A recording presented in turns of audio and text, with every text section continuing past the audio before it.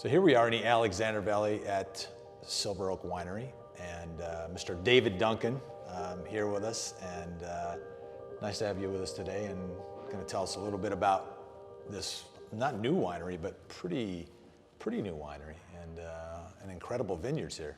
Yeah, it still feels a little bit like a shiny penny.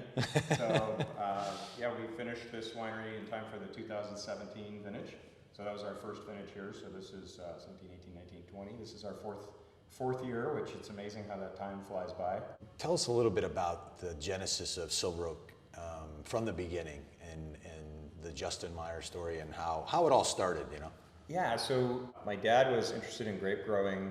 In the spring of 1972, he bought the dairy property in Oakville. They were grazing cows there. You know, Napa was very different in those days. Shortly thereafter, he received a call from a guy named Tom Connolly, who said that brother Justin had left Christian Brothers. So Justin and Ray met, and Justin said, "I want to make this Cabernet Sauvignon. I want to focus on that. I think that is the great varietal for the North Coast." And in those days, everybody was making Gamay and Chablis and Zinfandel and everything under the sun. And so we committed from the very beginning to only make Cabernet Sauvignon. Justin had this winemaking style, and Ray and Justin shook hands and became 50-50 partners. We turned a dairy farm into some of the best vineyards in the world. Where did the idea that American oak, because I mean, obviously a lot of winemakers are using French oak, and you always hear like new French oak barrels and things like that. When did that start? Was that from the beginning that American oak became? Very much so. So Justin's winemaking vision for Silvrok was what he used to call drinkable upon release. And so the wines that were being made in the early 70s were, you know, everybody was trying to compete with Bordeaux and make wines like they did in Bordeaux. So one of the things, they were making very tannic, big style wines that really weren't meant to open for 10 or 20 years. You have to lay them down for 10 years. Forever. And so Justin thought that was not a good plan. Justin really liked the flavor profile. He liked the tannic structure of American oak. And so we started really from the very beginning. There's a rumor that we had a couple of Hungarian oak barrels in the very beginning, but I don't think Silvrok ever used French oak. Today we use 100% American oak with Silvrok. We actually own our own cooperage. So that's interesting. So you own the cooperage where the barrels are made, and about 80% of the barrels we use, we make ourselves. Great being able to control everything from when it comes out of the ground, and when it's grown, and in the barrel and then in the bottle. Yeah. Well, let's taste some wine. Okay, great. This is the Toonie Sauvignon Blanc.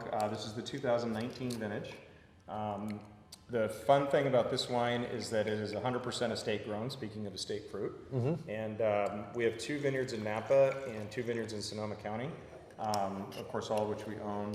And we blend those 4 vineyards together, each vintage, to make the Sauvignon Blanc. And I think we can do a socially distanced cheers. And the style of this really is around the freshness and crispness of Sauvignon Blanc. And I tend to personally lean away from the sort of grassy style of Sauvignon Blanc, so you'll get a lot more stone fruit, that more of that profile.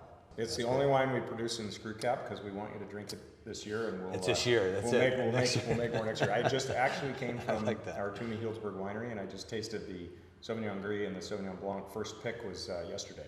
So it's picked already. Yeah, we picked a little bit yesterday. We have some young vines that weren't going to handle the heat, so we got that off the vine. It's coming fast. We have the first ones in.